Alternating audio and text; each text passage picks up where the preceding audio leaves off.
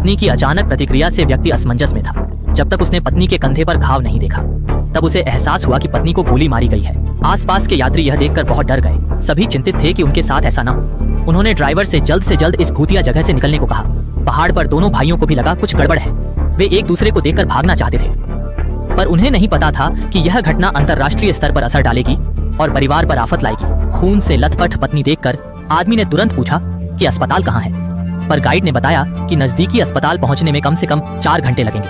हालांकि दूरी ज्यादा नहीं, पर गोली के घाव वाले के लिए घातक है। शायद वह आधा रास्ता भी न कर पाए। उसके मन में उत्तर पश्चिम के प्रति छिपी नफरत है। एक और तरीका है, पास के शहर में जाना। वहाँ एक मशहूर डॉक्टर है जो मदद कर सकता है। मजबूत आदमी तुरंत मान गया। बस शहर पहुंची। वह पत्नी को उठाकर एक छोटे से अंधेरे घर में ले गया। पत्नी को संभालकर उसने गाइड से पूछा, कहाँ फोन कर सकता है। उसे अमेरिकी सेना की मदद चाहिए थी। इस घटना का असर अभी शुरू हुआ था। अमेरिकी सेना ने बड़ा हमला किया। उन्हें गोली चलाने वाले का पता लगाना था। घर लौटे भाई बहुत डरे हुए थे। शाम को पिता घर आए। उन्होंने बताया कि आतंकवादियों ने एक अमेरिकी पर्यटक को मारा और पर्यटक वैन पर हमला किया। चतुर भाई ने पिता से पूछा, कैसे साबित हो सकता है कि अमेरिकी मर गया। पिता ने कहा, पुलिस अब हत्यारे की तलाश कर रही है। उसका वापसी का रास्ता रोक दिया गया है। यह एक बेचैन रात थी। भाई अपने कमरे में सो नहीं पा रहे थे। दूसरी ओर पुलिस के लगातार प्रयासों से पहाड़ की चोटी पर 4 गोली के खोल मिले। जगह छोटी थी। उन्होंने जल्द ही बंदूक के मालिक को पकड़ लिया। उस आदमी को पुलिस ने तुरंत पकड़ लिया और पूछा कि उसने बस पर गोली क्यों चलाई। तब पता चला कि उसने कल ही बंदूक बेच दी थी।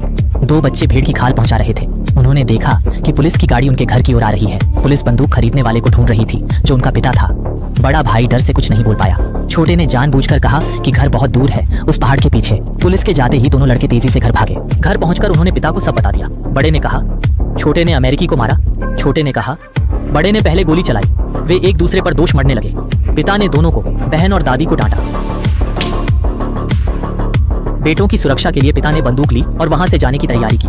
तभी धोखा खाया पुलिस वाला लौटा। उसे लगा आदमी ने उसे बेवकूफ बनाया, नहीं तो वह कैसे नहीं मिला। उसने तुरंत उस आदमी पर हमला किया।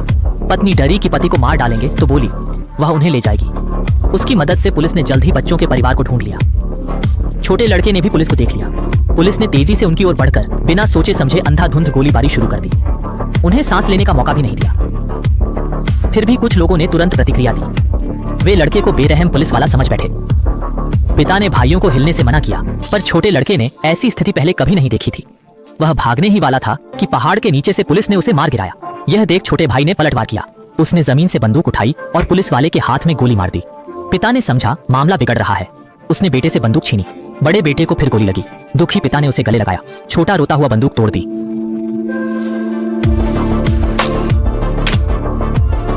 फिर उसने हाथ उठाकर पहाड़ी से नीचे जाना शुरू किया।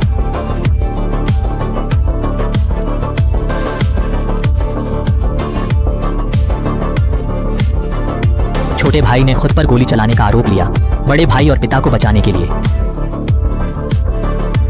लड़के ने साहस दिखाया, पर उन्हें नहीं पता था कि यात्री जिंदा था और पुलिस ने केस सुलझा लिया था। कथित आतंकवादी वास्तव में एक भोला भाला चरवाहा बच्चा निकला। पसंद आया लाइक करो, पसंद नहीं आया तो टेस्ट चेंज करो।